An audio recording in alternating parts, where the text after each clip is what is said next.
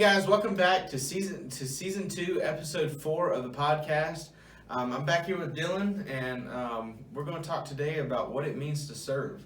Dylan, what do you think it means to serve? It can mean so many things.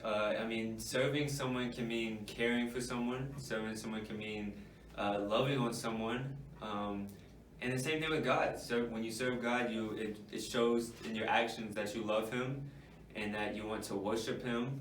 Because worship is action, because worship is a lifestyle. And when we serve, it's just one big action. It's just one big worship going up to God. And serving is just loving and caring for God and loving and caring for people too at the same time. And that's really what it boils down to. And you can serve in so many ways. Yeah, I think, whenever we were talking about this before, I was the first thing that popped into my head whenever I saw the question was, and whenever I see the word serve, I think of the word submit. To submit yourself to, whether it be to God or whether it be to other people or however it may be, just to submit to just being able to do whatever is needed, to be able to change, to be able to adapt to your surroundings and to be able to serve wholeheartedly. I think being able to submit is a big thing, because it can really help to, like I said, keep an open mind too. Because whenever you serve, a lot of times you think it's supposed to go one way, but it could go complete 180 and just turn around to something that you wouldn't even expect to happen. I also look at it like when you serve, you're really getting humbled, but you're also humbling yourselves. So it's like when John chapter 13, when Jesus was washing his disciples' feet, he was showing them an action of being humble and showing them an action of serving. And I think that's really what serving is. It's really humbling yourselves and modeling an action for others to do it too. Yeah, in verse 16 it says, "Truly I tell you, a servant is not greater than his master." That's deep, a lot deeper than what you think it is. But like you said, it tells you, it's telling you basically to stay humble to who you are. A lot of times, like I said, we can get caught up in the moment and really want to just go all out and think that, okay, we got this. We're going to get this done. But in reality, there's 100 pieces that got to fit into this, and all got to go the same way. So it's like a train. If two trains try to go the same way at the same time, it might hit and just might. It won't be good. Yeah. But if everything's going the same direction, instead of the opposite direction, then everything flows smoothly and just is able to just come all together. But yeah, I think that's an important verse, because it's serve is not greater than his master. Like I said, we get caught up in the moment. Sometimes we think that we're the best out there at what we're doing, especially if we're doing it for a long time. Because if we serve for a long time in the same position, then we tend to say, "Oh, it's my way or the highway." Yeah. And then also when you serve for so long in one position at one place, it can become like a routine. It can become a habit, which is a good habit, but you can almost lose the flavor of it. It's like if you want to eat something but you leave it out for so long. It's like if you make food but you leave it on the table for so long, for like days, it won't be as good. The flavor will be gone, and I don't recommend you eating it. It's the same way with serving. When you serve for so long in one place, you kind of lose almost the flavor of it, which kind of shows like when you serve in many ways, and you serve in many places. I think a lot of times when we talk about serving, we go straight to church. Yeah. But you can serve in your family, in your community.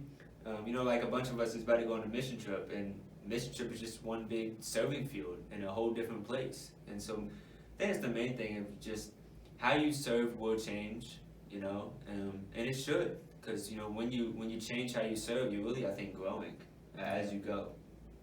Yeah, I think like we said, it's hard. It's easy to find yourself in a rut. Yeah. And to think that, okay, I'm gonna go out and I'm gonna do this today, just like the way I've done it every other day. But the reality is a lot of times you gotta stay up to date with the culture. You gotta stay everything's always changing around you. Somebody may like something one time and they may not the next if you're helping somebody else out, and it just depends on how you are. But yeah, just being adaptable, being able to adapt to the change. you know, a lot of times, like I said, we get caught up in wanting it to go one way or wanting the schedule to be on time to a T. But sometimes, you know, God moves in mysterious ways and puts us in our place very quickly. Yeah. Do you think sometimes we have adapted to like almost a performance type of way of serving, and that we've lost it a little bit? Yeah, absolutely. I think we try to perform to the standard of the culture rather than what God calls us to do. Yeah. We try to form ourselves into and mold ourselves into this perfect picture for culture, Yeah. and what we should do right according to everybody else rather than what's, you know, right by this. Yeah. So with you know, we talked on Sunday. I know you weren't here in small group, but we kind of talked about, you know, a few things about like, you know, being able to show forgiveness, you know, fruits of the spirit, and being able to show joy and stuff. But a lot of times we get caught up in trying to provide the culture, you know, give the culture their joy, and being able to see, okay, this is what I'm supposed to do and whatnot. But in reality, we're called to do something completely different. Yeah. Yeah. And so, I mean, serving is hard work. You know, it's and when you serve, you should work hard, but you shouldn't turn it into like a performance. You know, of course, you should give God your all. You should give Him your best, but it shouldn't be like a big show. It should be giving God and giving people what you can do best. But don't fall in love with the show of it and the performance of serving, because sometimes it can be messy. So sometimes serving isn't always pretty. Sometimes it's not post-worthy on Instagram, Facebook, or anything like that, but it matters, and it impacts the people around you, and it helps you, you know, because, yeah. I think one of the things that a lot of people struggle with is being able to serve by themselves. Yeah. You know, a lot of people they need, and don't get me wrong, it's good to have, you know, a lot of people serving in one and under one group and being able to do it together. But sometimes it's just as important to be able to serve by yourself. Because then I think it really humbles you then, because then you realize, okay, I've got to do this. I've got to help this person out, or I've got to do whatever I need to do in order to fully submit myself and to fully serve for the purpose of God's call. And so I think it's really hard to be able to say, okay, I got to do this by myself, but I can do this by myself. I think a lot of people tend to forget that they can, and don't get me wrong, I've done that a lot of times before. I try to hide underneath a group of people rather than saying, you know what, I can do this by myself. And serving, like I said, sometimes takes one person, it sometimes takes many. But no matter what, you know, serving isn't always something that's, you know, always big and it's always massive. It doesn't have to always be a mission trip going to Pittsburgh or wherever we decide to take a mission trip to. But I think it's important to be able to sit there and say, like, you know, okay, I'm gonna serve in this capacity, whether it be in my own house, whether it be picking up all the blankets in the house or all the pillows off the ground. You know, there's different ways to serve and still glorify God. Yeah. So just ensuring that you're glorifying God in all that you do, that's one of the biggest things. So I think serving is, I don't think we realize it, but at times when we serve, we're trusting God in the process. Mm-hmm. You know, because it's through our actions that we're trusting God with our time. We're trusting Him with the opportunity that He gave us to serve in whatever way it may be, whether it's a mission trip, whether it's at church, you know, or in your family, community, team, whatever it may be. In the process, we're trusting that it is for a purpose, and we're trusting God along the way. And I don't think we realize that at times, but I mean, I think it's a good thing to remember. yeah, absolutely.